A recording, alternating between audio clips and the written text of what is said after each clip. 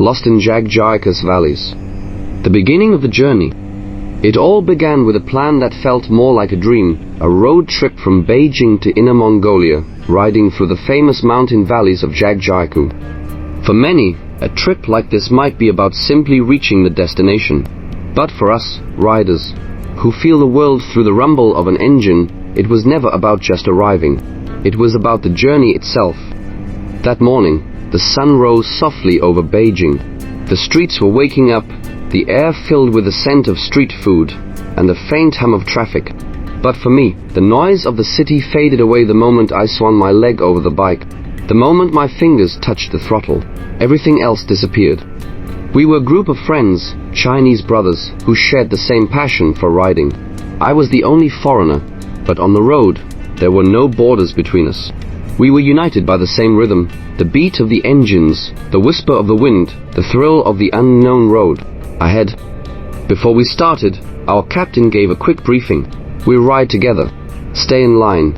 We'll stop for lunch in Zhangjiakou before heading deeper toward Inner Mongolia. It sounded simple enough.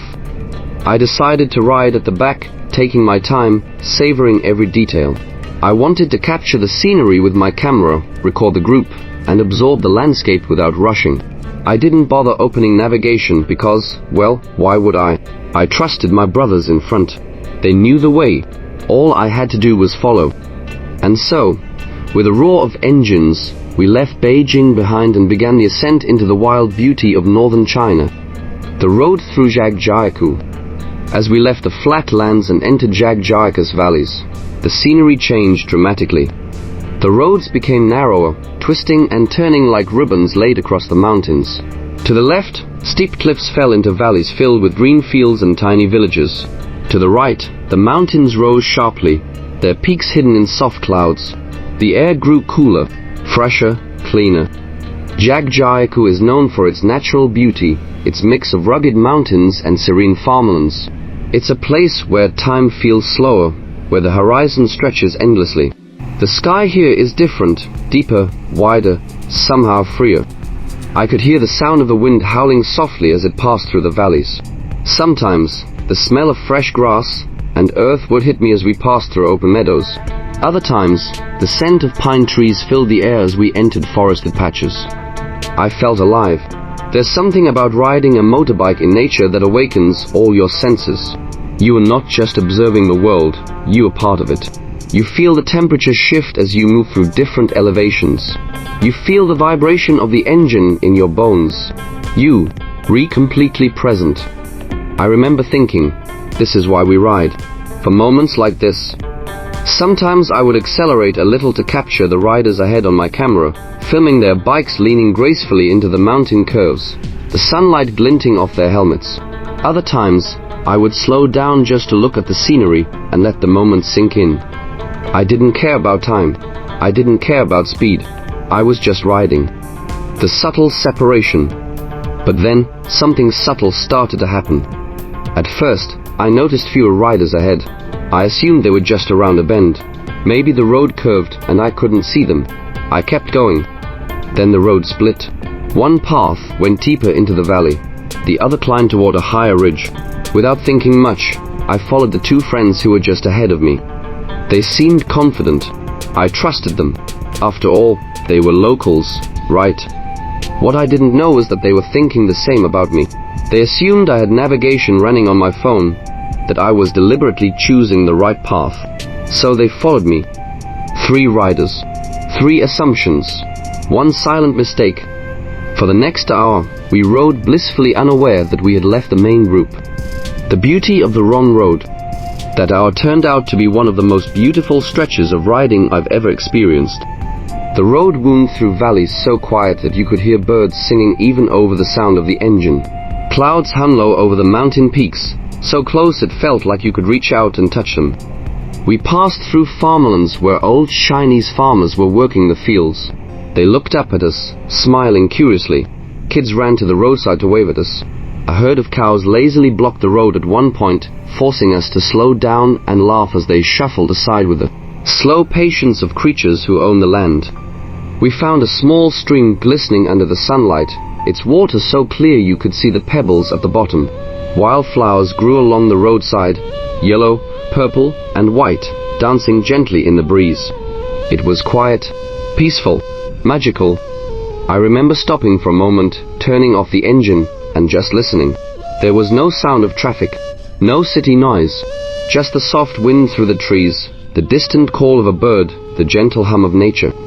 At that moment, I thought, this is why sometimes it's good to get lost. The call from the captain. But all rides eventually reconnect with reality. My phone buzzed in my jacket. I pulled over to check.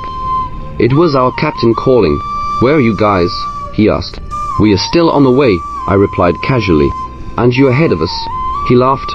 "We've been at the lunch spot for half an hour. Everyone is waiting for you." That's when it hit us. We were lost. We were 20 kilometers off the planned route. I looked at my two friends. They looked back at me, and then we all burst out laughing inside our helmets. None of us had been using navigation. None of us actually knew the way. We were three riders blindly following each other into the wrong direction. It was absurd, but also kind of perfect. The joy of being lost. Instead of panicking, we embraced the moment. We parked our bikes on the side of the road and looked around. It felt like we had discovered a secret part of Zhangjiakou that the rest of the group would never see. Clouds brushed the peaks of the mountains like soft cotton.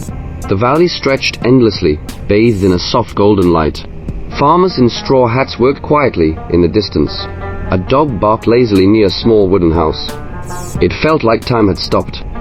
We laughed again, this time not out of confusion, but out of pure joy. Sometimes in life, you need to take a wrong turn to find the right moment. We even joked, saying, we didn't get lost, we just found a better road. Those 20 kilometers gave us memories that no navigation app could have offered. Finding our way back. Eventually, practicality called. We shared our live location with the captain, and he sent us the correct coordinates of the restaurant, where everyone was waiting. We finally opened our navigation apps and saw how far we had wandered. Just 20 kilometers, not a big deal. But in those 20 kilometers, we had discovered something priceless. On the ride back, we moved a bit slower, savoring the scenery one last time before rejoining the group. Now, every tree, every bend in the road felt more meaningful. It was no longer just a ride, it was a story we would tell for years. When we finally arrived, the group was waiting, smiling. "You guys really got lost," the captain teased. "Yes," I said with a grin. But it was the best 20 kilometers of the whole trip. Reflections on the ride. That day, I realized something important about traveling on a motorbike. Riding is not about control, it's about surrender. You surrender to the road, to the moment, to the unknown. You let the journey surprise you. Getting lost in Zhangjiakou taught me that the most beautiful moments often come when you don't plan them. When you are free from schedules, free from fear, free from the need to always be right. On a motorbike, you are exposed. You feel the sun, the wind, the rain. You feel the road under you. You are connected to the world in a way that's impossible inside a car or a bus. And when you get lost, you are not really lost, you are just discovering a new path. Why motorbike travel feels different. There's a reason why bikers talk about the freedom of the road. When you ride, you see the world without filters. You smell the earth after rain. You hear the whispers of the wind as it rushes past.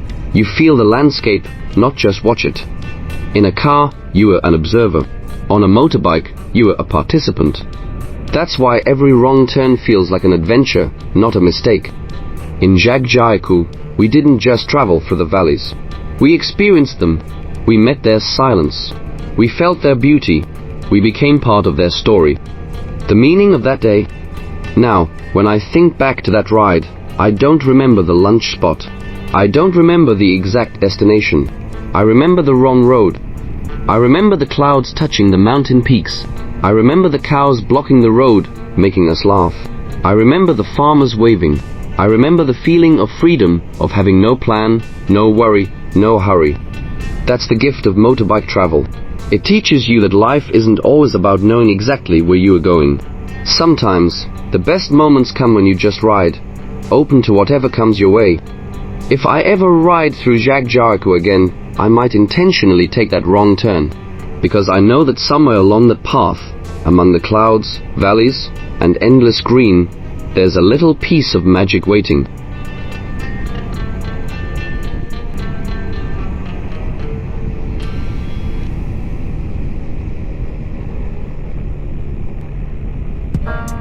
Final reflection. Traveling on a motorbike is always a gift.